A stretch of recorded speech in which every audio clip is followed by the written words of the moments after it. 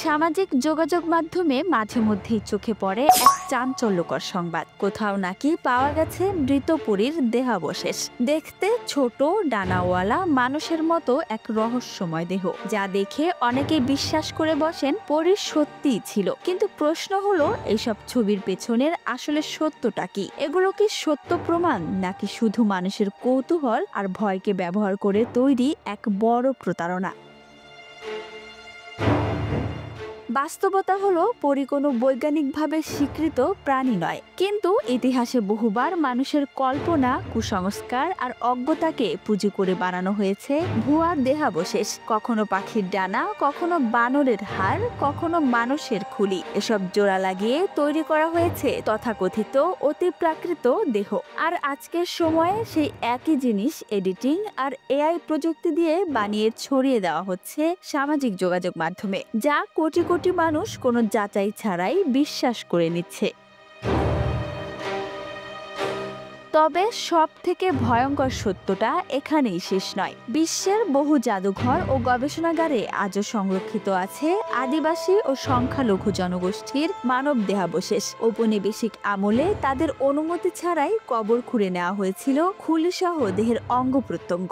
অনেকে এই কাজকে বলছে গবেষণা, কেউ বলেছে প্রদর্শনী। এই দেহাবশেষগুলো বহু বছর ধরে কাচের আলমারিতে বন্দী হয়ে পড়ে আছে, যেন ইতিহাসের এক নিষ্ঠুর প্রদর্শনী।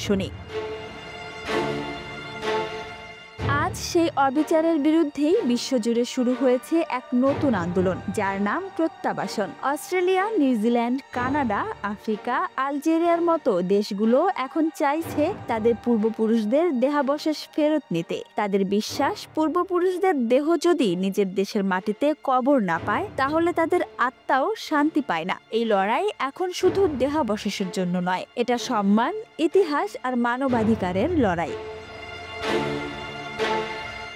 তবে এই বিষয়ে মতানৈক্য কম নয়। কিছু বিজ্ঞানীর দাবি, এসব দেহাবশেষ মানুষের বিবর্তন ও ইতিহাস বোঝার জন্য অত্যন্ত গুরুত্বপূর্ণ। অন্যদিকে মানবাধিকার কর্মীরা বলছেন, একজন মানুষের দেহ কোনো পরীক্ষার বস্তু হতে পারে না, তার সম্মানই সবার আগে। এখানেই তৈরি হয়েছে এক গভীর দ্বন্দ্ব, বিজ্ঞান বনাম মানবতা, গবেষণা বনাম সম্মান, এবং এই প্রশ্নের উত্তর এখনো খোঁজা চলছে।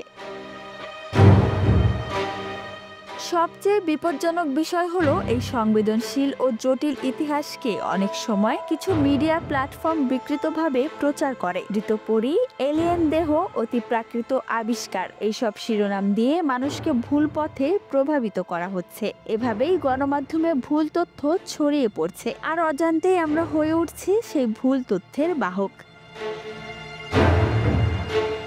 পরী নয়, এলিয়েন নয়, এরা ছিল আমাদেরই মতন একজন সাধারণ মানুষ। কাচের বাক্সে বন্দি সেই হাড়গোড় কোনো প্রদর্শনী ছিল না, ওটা ছিল একটি চুপচাপ আর্তনাদ, যা শত বছর ধরে বিচার চেয়েছিল, ন্যায় চেয়েছিল। যার একমাত্র অপরাধ, সে ছিল দুর্বল, নির্যাতিত, মোট কথা ইতিহাসের শিকার। আজ প্রশ্ন একটাই, আমরা কি সত্য খুঁজবো, নাকি রংচঙে মিথ্যার আড়ালেই হারিয়ে যাব? আজ প্রশ্নটা শুধু অতীতের নয়, প্রশ্নটা আমাদের বর্তমানের। আমরা কি এখনো অন্ধভাবে দেখব, নাকি শেয়ার করব, বিশ্বাস করব, নাকি আমরা সত্যকে শনাক্ত করে ভুল তথ্যের বিরুদ্ধে দাঁড়াবো? কারণ একটি মিথ্যা শুধু মানুষকে বিভ্রান্ত করে না, একটি মিথ্যা ইতিহাসকেও হত্যা করতে পারে। এখন সিদ্ধান্ত আপনার হাতে। Desk report, Dhaka express.